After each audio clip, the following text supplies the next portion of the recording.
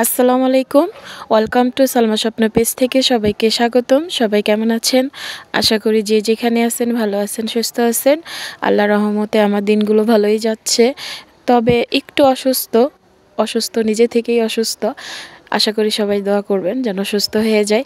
কিন্তু একটা মজার বিষয় যে গ্রামে এসে শীতের সময় গরম গরম খাবার, মাটির চুলায় পিঠা পুলি অনেক খাওয়া হচ্ছে, প্রতিনিয়ত সবসময়ই খাওয়া হচ্ছে। ঘুম থেকে উঠছে আমি একটু দেরিতে, শীতের দিন উঠতে দেয় না নানি, বলে যে ঠান্ডা লাগবে। আমার এমনি একটু ঠান্ডার সমস্যা।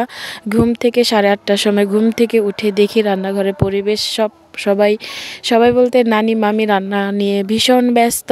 শীতের দিন পিঠা খাবো না তা কি আর হয়?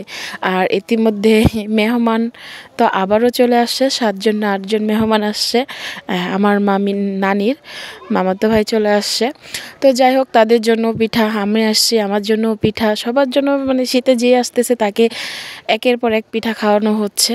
তো এদিকে সকালের নাস্তা ছিল তেলের পিঠা, সেমাই।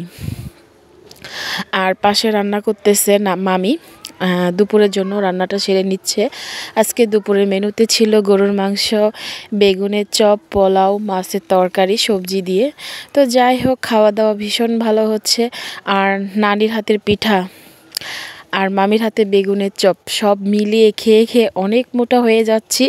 আল্লাহর রহমতে আল্লাহ এত সুন্দর একটা স্বাস্থ্য দিচ্ছে, যা কমানোর চেষ্টা করতেছি, কমাইতে পারতেছি না। বাট নানু বাসায় এসে খাওয়া দাওয়া করে স্বাস্থ্যটা আরও দিন দিন বেড়ে যাচ্ছে, ঠিক আছে।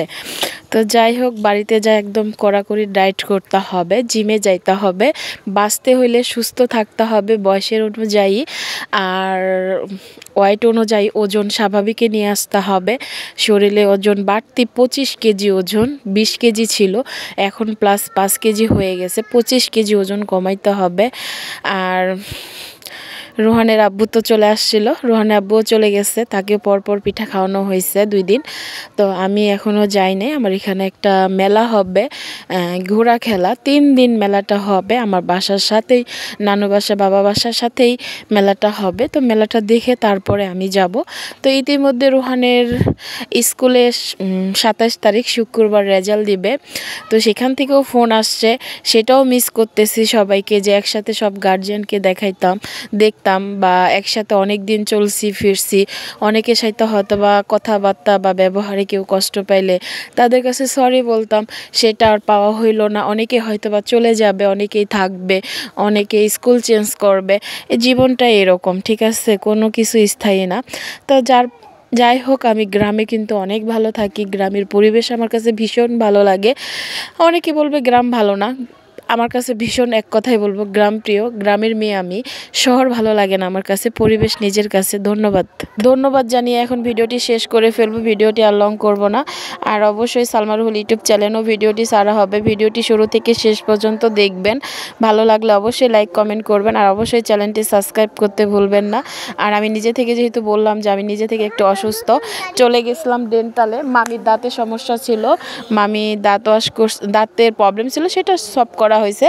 পাশাপাশি আমি এই যে নাক ফোড়া করছি এই বয়সে, উপরের নাক আর নিচের নাক ফোড়া করছি, এটার ব্যথা, প্রচণ্ড ব্যথা, এখনও ব্যথা, জানি না কবে ভালো হবে। অবশ্যই সবাই দোয়া করবেন যেন তাড়াতাড়ি সুস্থ হয়ে যায়, ঘাসও খাওয়া যায়, কারণ এই বয়সে অবশ্যই নাক ফোড়ানোটা সহজ কথা না, অনেক কঠিন কথা।